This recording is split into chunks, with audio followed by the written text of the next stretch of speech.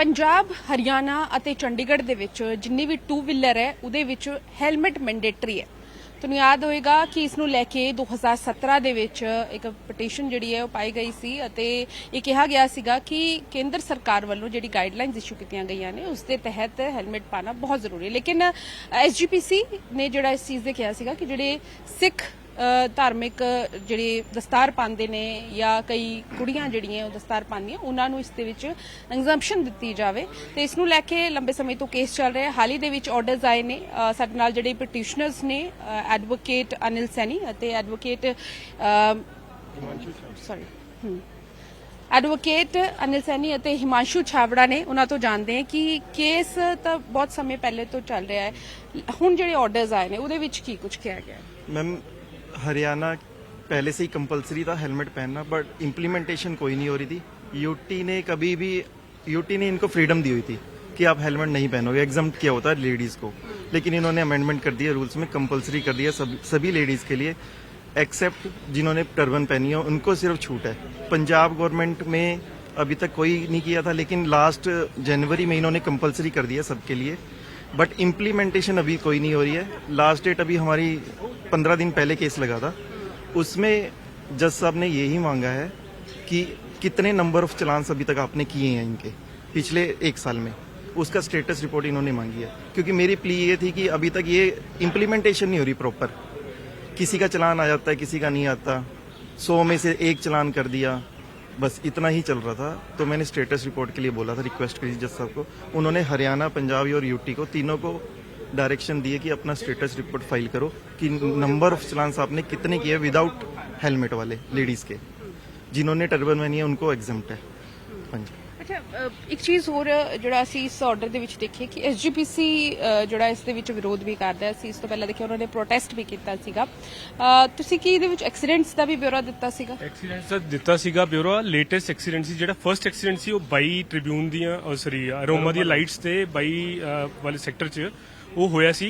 ਉਸੇ ਨੂੰ CO motto ਲੈ ਕੇ ਇਹ ਕੋਰਟ ਨੇ ਇਹਨਾਂ ਨੇ ਰਿਪਰੈਜ਼ੈਂਟੇਸ਼ਨ ਦਿੱਤੀ ਸੀ। ਅਨਿਲ ਸੈਣੀ ਜੀ ਨੇ, he was a law researcher at that time, representation ਸੀ ਆਪਣੇ ਉਸ ਟਾਈਮ ਜਿਹੜੇ ਜੱਜ ਸਾਹਿਬ ਸੀਗੇ ਮੋਸਟ ਸੀਨੀਅਰ ਮੋਸਟ, ਤੇ ਉਹਨਾਂ ਨੇ ਬੇਸਿਕਲੀ ਹੀ ਵਾਜ਼ ਐਕਟਿੰਗ ਚੀਫ, ਉਹਨਾਂ ਨੇ ਸੰਗਿਆਨ ਲੈਂਦੇ ਹੋਏ ਉਹਨੂੰ ਸੀਓ ਮੋਟੋ ਲੈ ਕੇ ਇਹਨੂੰ petition court on it's on motion ਇਹਨੂੰ ਟੇਕਨ ਅਪ ਕੀਤਾ, ਟ੍ਰੀਟ ਕੀਤਾ। ਐਮਿਕਸ ਕਿਊਰੀ ਵੀ ਹੋਏ, ਉਹਦੇ ਚ ਕਾਫੀ ਐਡਵੋਕੇਟਸ ਹੋਏ, ਐਸਜੀਪੀਸੀ ਨੂੰ ਪਾਰਟੀ ਬਣਾਇਆ, ਯੂਨੀਅਨ ਆਫ ਇੰਡੀਆ ਨੂੰ ਪਾਰਟੀ ਬਣਾਇਆ, ਹਰਿਆਣਾ ਪੰਜਾਬ ਐਵਰੀਵਨ, ਤੇ ਉਹਦੇ ਵਿੱਚ ਐਸਜੀਪੀਸੀ ਦਾ ਪਹਿਲਾਂ ਵਿਰੋਧ ਕਰ ਰਹੀ ਸੀ। ਲੇਕਿਨ ਹੁਣ ਦੇ ਹੈਵ ਚੇਂਜ देयर ਸਟੈਂਸ ਕਿ ਜਿਨ੍ਹਾਂ ਨੇ ਸਿਰਫ ਟਰਬਨ ਪਾਈ ਹੋਈ ਹੈ, ਦਸਤਾਰਬੰਦੀ ਕੀਤੀ ਹੋਈ ਹੈ ਜਾਂ ਅੰਮ੍ਰਿਤ ਛਕਿਆ ਹੋਇਆ ਹੈ, ਸਿਰਫ ਉਹਨਾਂ ਨੂੰ ਹੀ ਐਗਜ਼ੈਂਪਟ ਕੀਤਾ ਜਾਊਗਾ, ਅਦਰਵਾਈਜ਼ ਕਿਸੇ ਨੂੰ ਐਗਜ਼ੈਂਪਟ ਨਹੀਂ ਕੀਤਾ ਜਾਊਗਾ। ਲੇਡੀਜ਼ ਦੇ ਵੀ ਉਨੇ ਹੀ ਚਲਾਨ ਹੋਣਗੇ। ਲੇਕਿਨ ਅਸੀਂ ਕੋਰਟ ਨੂੰ ਕਿਹਾ ਕਿ ਤੁਸੀਂ ਕਹਿੰਦੇ ਹੋ ਕਿ ਚਲਾਨ ਹੋਣਗੇ ਜਾਂ ਚਲਾਨ ਹੋ ਰਹੇ ਨੇ, ਵੀ ਕਿੱਥੇ ਹੋ ਰਹੇ ਨੇ? There is nothing. ਕਿਸੇ ਇੱਕ ਦਾ ਚਲਾਨ 100 ਤੋਂ ਇੱਕ ਦਾ ਚਲਾਨ ਆ ਜਾਂਦਾ ਹੈ। ਮੇਰੇ ਫਰੈਂਡਸ ਦਾ ਵੀ ਹੋਇਆ, ਮੇਰਾ ਵੀ ਹੋਇਆ। ਇਨਫੈਕਟ ਮੇਰੀ wife she was sitting beside but she was wearing helmet, but ਕਿਸੇ ਦਾ ਆਂਦਾ ਹੈ ਕਿਸੇ ਦਾ ਨਹੀਂ ਆਂਦਾ।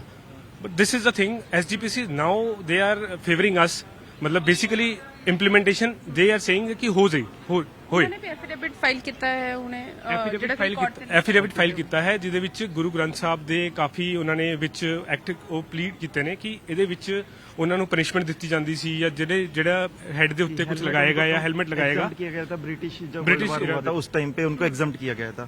उन्होंने उसका अपोज किया था जब वर्ल्ड वार में ना कि सिख रिलीजन में हमें अलाउड नहीं है, उस चीज का उन्होंने हवाला दिया कि इसलिए आज भी हमें हेलमेट पहनना अलाउड नहीं है हमारे धर्म में। लेकिन हमारी प्ली ये थी, जब नवजोत सिंह सिद्धू क्रिकेटर हैं, वो बैटिंग करते हुए अपनी सेफ्टी के लिए हेलमेट पहन सकते हैं, हरभजन सिंह अपनी हेलमेट पहन के क्रिकेट खेलते हैं जब बैटिंग करते हैं, उनके लिए भी सेम ही रूल्स है।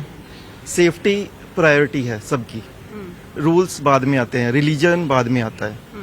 तो इसके अब जो भी है मेन हमारा मुद्दा है कि इम्प्लीमेंटेशन नहीं हो रही। रूल बन गया, हेलमेट कंपलसरी हो गया, सब कुछ है, बट इसकी इम्प्लीमेंटेशन अभी प्रॉपर नहीं होती है। तो इसके लिए हमने अभी बोला था, उसके लिए जज साहब ने स्टेटस रिपोर्ट मांगी है हरियाणा से, पंजाब से, हाँ टेबुलर फॉर्म में मांगी है, और यूटी चंडीगढ़ से। ਅੱਛਾ, ਇਹਦੇ ਵਿੱਚ ਹੁਣ ਤੁਸੀਂ ਇਹ ਵੀ ਦੱਸੋਗੇ ਕਿ ਕਿੰਨੇ ਕੀ ਐਕਸੀਡੈਂट्स ਹੋਏ, ਕੋਈ ਡੇਟਾ ਵੀ ਦੋਗੇ नंबर ਤੁਸੀਂ? ऑफ एक्सीडेंट्स हुए मैम, उसमें डेथ भी हुई है। हमने ਹੋਣੇ ਆਉਣ ਵਾਲੇ ਉਸ नहीं, हमने ऑलरेडी प्लेसिंग ऑन रिकॉर्ड किया हुआ है सारा केस केस के के बाद अंदर। डेटा चेंज होया होना ना जी डेटा कि change किन्ने एक्सीडेंट्स होए हैं या किस तरीके नाल किसी दी जान भी चली गई। जान गई है मैडम, बच्चों की जान गई है, लेडीज जो पीछे बैठी थी, एक्सीडेंट हुआ, हेलमेट नहीं पहना, हेड इंजरी हो गई, उसकी वजह से उनकी जान चली गई है। Same day on the spot उनकी डेथ हो गई है। ऐसे मैंने काफ़ी इनको प्लेसिंग और रिकॉर्ड किए डॉक्यूमेंट्स, जो न्यूज़पेपर में कटिंग आई थी कि भी एक्सीडेंट हुआ है, पंचकूला में हुआ है, 37 सेक्टर में हुआ था। और ये तब हुआ था एक्सीडेंट, यूटी चंडीगढ़ ने कंपलसरी कर दिया हेलमेट, फिर यूनियन मिनिस्टर उन्होंने एक एडवाइजरी नोट इशू कर दिया चंडीगढ़ को कि इसको फिर से एग्जम्प्ट कर दो, आपको कोई चलान नहीं करना है। जिस दिन ये एग्जम्पशन हुआ उसके वेरी नेक्स्ट डे एक एक्सीडेंट होता है, लेडी की डेथ हो जाती है। उसका प्लेसिंग ऑन रिकॉर्ड मैंने डॉक्यूमेंट किया है, वहाँ पर न्यूज़पेपर कटिंग आई थी, सब कुछ मैंने रिकॉर्ड पे लाया है। फिर उसके बाद ये फिर दोबारा इम्प्लीमेंटेशन हुई है, रूल अमेंडमेंट सारे चेंज हुए हैं। बट मेन मुद्दा ये है कि हमारा अभी तक इम्प्लीमेंटेशन, प्रॉपर इम्प्लीमेंटेशन नहीं हो रही है ट्रैफिक रूल्स की। जिस दिन ट्रैफिक रूल्स की इम्प्लीमेंटेशन प्रॉपर होगी, 5 to 10% क्राइम रेट भी कम होगा। ਤੇ ਮਾਮਲੇ ਦੀ ਅਗਲੀ ਸੁਣਵਾਈ 4 ਦਸੰਬਰ ਨੂੰ ਹੋਣੀ ਹੈ। ਬਿਲਕੁਲ 4 ਦਿਸੰਬਰ। 4 ਦਿਸੰਬਰ। ਠੀਕ ਹੈ। ਅੱਛਾ, ਇਸ ਵਿੱਚ ਇੱਕ ਸਵਾਲ ਮੇਰਾ ਇਹ ਵੀ ਸੀਗਾ ਕਿ ਜਿਹੜੀ ਸਟੇਟਸ ਹੈ ਉਹਨਾਂ ਦਾ ਕੀ ਰਿਪਲਾਈ ਸੀਗਾ। ਹਾਲਾਂਕਿ ਉਹਨਾਂ ਨੇ ਪੂਰਾ ਡੇਟਾ ਤਾਂ ਨਹੀਂ ਦੱਸਿਆ, ਲੇਕਿਨ ਕੋਰਟ ਦੇ ਵਿੱਚ ਉਹਨਾਂ ਦਾ ਕੀ ਰਿਪਲਾਈ ਸੀ ਕਿ ਉਹ ਚਲਾਨ ਕਰ ਰਹੇ ਨੇ। State of Haryana, state of Punjab has specifically stated in the affidavits ਕਿ ਅਸੀਂ ਚਲਾਨ ਕੀਤੇ ਹੈ। देयर आर नंबर ऑफ ਚਲਾਨਸ, ਬਟ ਕੋਰਟ ਨੇ ਕਿਹਾ ਕਿ ਸਾਨੂੰ ਸਪੈਸੀਫਿਕ ਉਹ ਚਲਾਨ ਚਾਹੀਦੇ ਜਿਹੜੇ ਲੇਡੀ ਮੈਂਬਰ ਦੇ pillion rider and while driving, ਕਿ ਉਹਨਾਂ ਦੇ ਚਲਾਨ ਦਾ ਸਾਨੂੰ ਸਟੇਟਸ ਚਾਹੀਦਾ। ਉਹ ਸਟੇਟਸ ਹੁਣ ਕੋਰਟ ਨੇ ਮੰਗਿਆ in a tabular form, that will be provided. Let's see the fate of the litigation right now.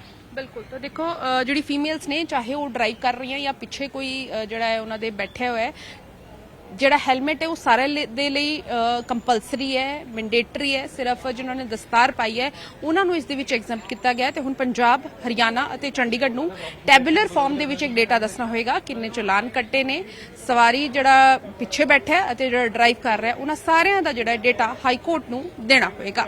Camera person Sumit ਦੇ ਨਾਲ ਪੂਜਾ ਵਰਮਾ, ਡੇਲੀ ਪੋਸਟ ਪੰਜਾਬ, ਹਰਿਆਣਾ, ਹਿਮਾਚਲ।